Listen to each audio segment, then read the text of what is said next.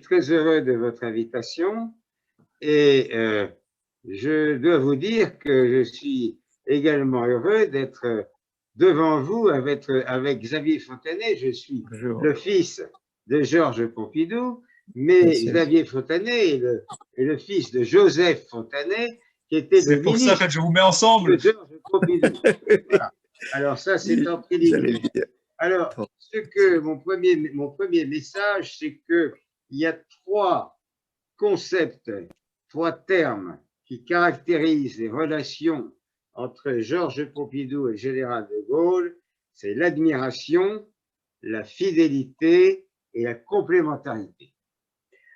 Alors, effectivement, Georges Pompidou assure le leadership du général de Gaulle.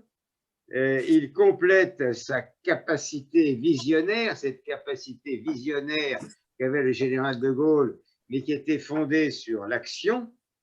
Et Georges Pompidou va être la gestion, il va assurer la gestion des objectifs définis par le général de Gaulle et du management des hommes.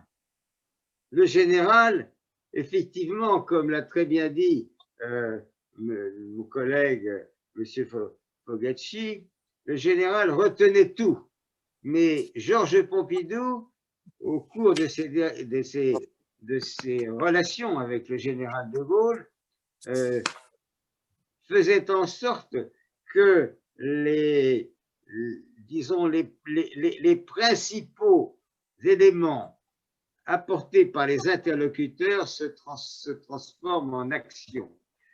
Et donc, Georges Pompidou est donc l'artisan du projet du général de Gaulle, de ce projet gaullien pour la France et de la vision d'avenir propre au général de Gaulle dont nous avons parlé.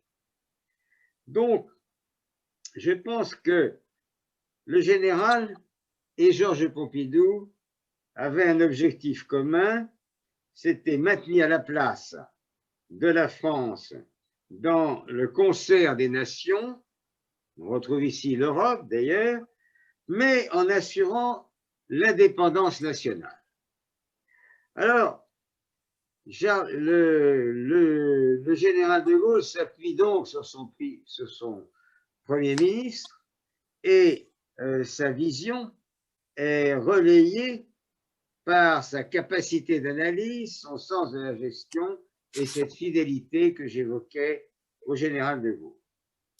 Voilà en gros les premiers points. Après ça, on pourra passer effectivement à la politique industrielle, à la façon dont le général de Gaulle a incarné en quelque sorte la fonction présidentielle, mais je vais peut-être laisser la place à d'autres interlocuteurs et, si vous le permettez, reprendre la parole sur des points plus précis.